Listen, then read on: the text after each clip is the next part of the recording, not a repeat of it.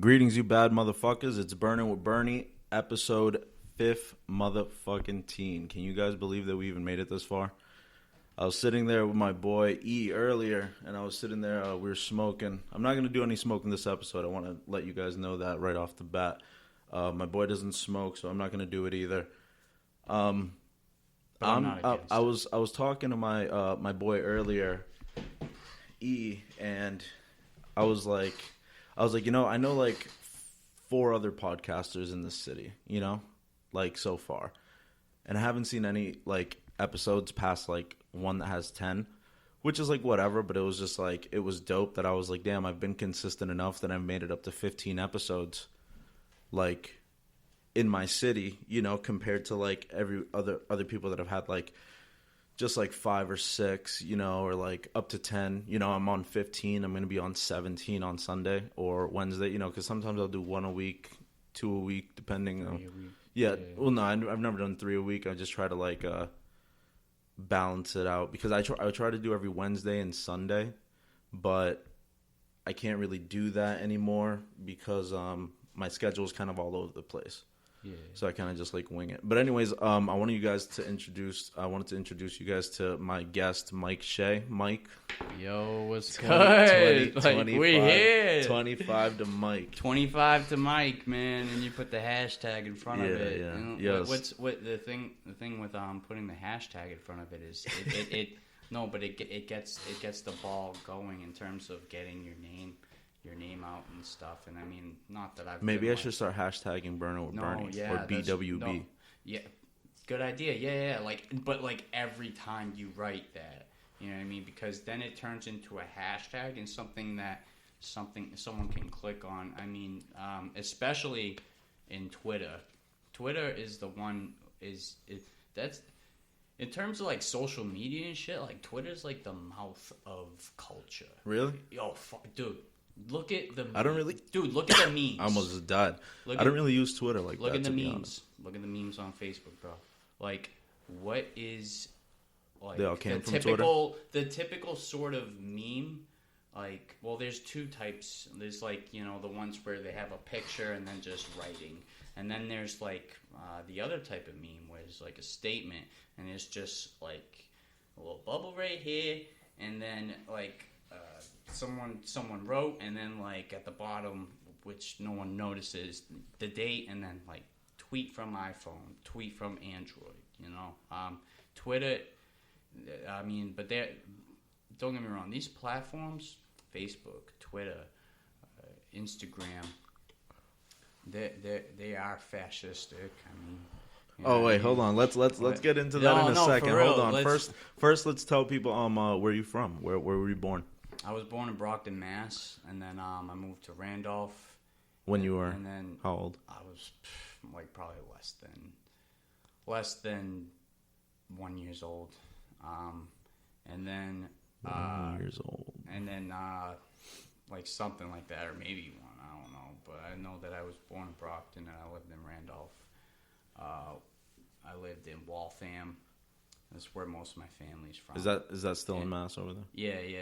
And I'm from, and I lived in Watertown too. I lived down the street from where I was 2 at the time. But I mean nowadays I live down the street from where the Boston bomber climbed into the boat.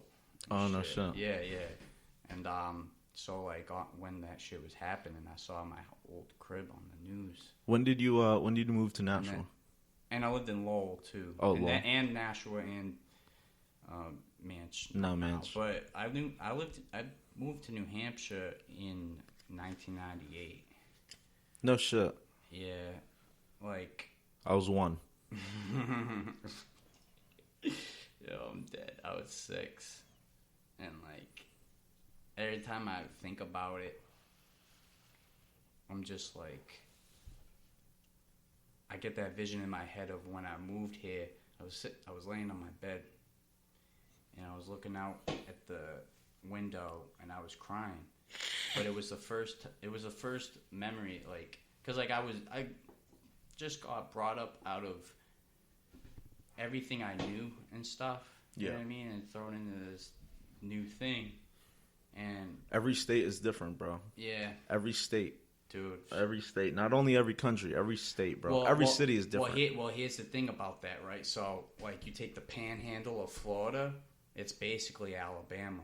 You take the southern part of New Hampshire, it's basically like Massachusetts. Well, more so like the south central to southeast part of New Hampshire. It is like Massachusetts, culturally speaking. And then like you take it's like, it's weird. It's like how, like, the regions of things, like if you go to like the Springfield, Mass, like it's like a subset of New York, and like, or fucking West Bridgeport, Connecticut. It's like a subset of New York almost. Kind of like that. So yo, I first invited you on the podcast not only because you're my boy, but because of I'm interested, and I also want people to hear a lot about like your political views and stuff like that, because I know that obviously we've had our own talks. We post on Facebook. You've posted on Facebook a lot. I haven't never really done a political episode until now, so this will be the first. But I'd like to get. I wouldn't want to call you an extremist, but because it's like I you don't like do anything like crazy. You know what I'm saying? Like you're not burning buildings down and shit like that. But you're very passionate about politics and very interested in the subject. Well, let me. So how did that start? Well, let me be more specific though. Like, I mean, my passions are things like, it's more philosophy. It's more what's right and wrong. If somebody has a gun and points it at you and says, you're going to pay us this amount of money every month or we're going to burn your building down. And that's actually how the mob worked back in the 70s. The mafia would send goons to a store to take control over a block, over a part of New York, and they say, "Hey, you're gonna buy our produce now." But wait, it's like double the price of what I'm doing. Well, you know what? If you don't buy it, we'll burn your building down. So are you comparing the government to like a mob? Are you saying that they're kind of doing like the same thing with taxes and such? Dude, if you had the choice, right? If you were to look at your paycheck, like, and you see all the taxes taken out, Social Security, Medicare, like, for a lot of shit that I don't even get benefited from, to be honest. Right. And so you take a look at that, right? And you're just like,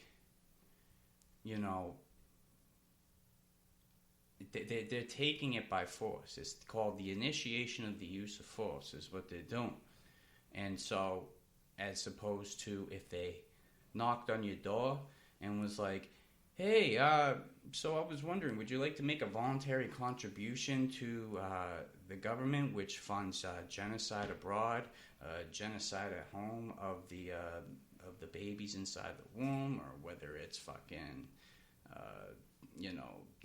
police that kill unarmed people?" And there's some good cops, of course, obviously. There's a lot of good cops. There's a lot of good cops. No, people get it mistaken, thinking that cops get a job to sign up. So you don't hold on. They sign up to go and beat someone's head in. Let me backtrack real quick. So you don't agree with paying taxes? How would you Shea's Rebellion? What would you say in the sense of them funding like schools and repairing buildings and programs and things that they're not just going to do for free? You know what I'm saying? Because it's like, you also got to imagine there's workers in these fields that also need to get paid.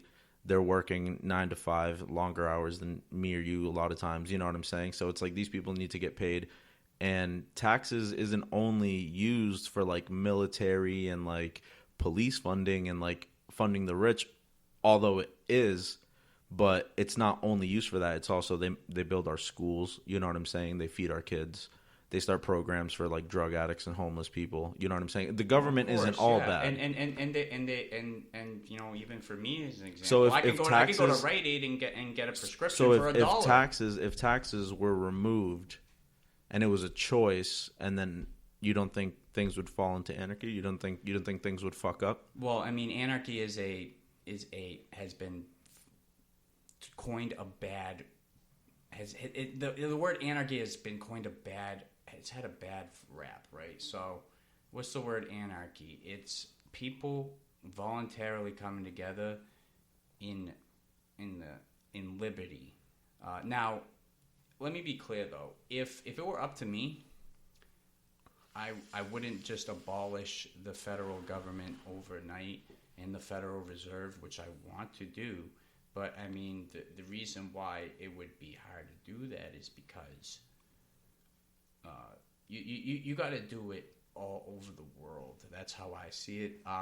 So then I'm gonna get back to the question on hand, like about schools and stuff. Well, how would that be funded without taxes? Right? Yeah. Through us, through you, voluntarily. You know what I mean? Dude, you don't have kids, bro. Right. Why should you have to pay out of your paychecks? So you think only people with children should pay for things that... I mean, like, it only makes sense. I mean, because it's like... Would you not take money out of your taxes if you knew that it was going to help somebody, though? Why do that when okay, it's better for me to take something out of my pocket and give it to them personally. Like if you were in struggle, right? And I'd be like, we're boys, right? You know what I mean? And you're struggling, and I give you something like it's a personal sort of thing as opposed to. I come at this like this. It is what's right and wrong. Well, is it wrong to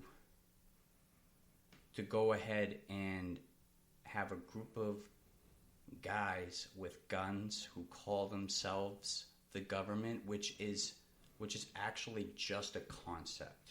The government, just a concept. The police, it's just a concept. Like, how do you think we would do without? If we hold, and I'll get to all of this, okay? If we were to say that a group of people who go to you and say, hey, give me your money, and they take it and give it to somebody else who's in need, as opposed to you being like, well, there are people suffering, and there are people suffering. I don't want to make light of that. You know what I mean? There are people like out here in the struggle. You know hell yeah. And like the struggle's real. And so it's like, what do I do? The answer is us. The answer is not government. And so I look at it like, how can I teach my kids, hey, the initiation of use of force is wrong, but then say at the same time that, oh, the guys with the guns take money from me to give to someone else. Well, I mean, would you do it voluntarily? No. Well, I mean, you wouldn't. If like, I wouldn't give it to them voluntarily, is what I'm saying. Like, the government. I wouldn't give it to the government voluntarily. Like, okay. You know what I mean? Because it's like, what they do is they take money from the top. Some people consider taxes their contribution to society. No, I know. And if you want to make that voluntarily, then just... But it is not voluntarily. They take taxes out whether we want to or not. And it's not voluntarily. And it sucks. And this is going to be like, this isn't going to happen overnight. This is a thing where it's like hundreds of years are going to... But back to my question. Let's answer this question. If taxes were voluntary, like people got to decide, and me and you both decided no, and my boy that was here earlier decided no, I'm not going to pay that shit, and my girl decided no, and a bunch of other people decided no, and then the government had no money to fund police or schools and stuff like that, how would we come up with those funds? People that have kids by themselves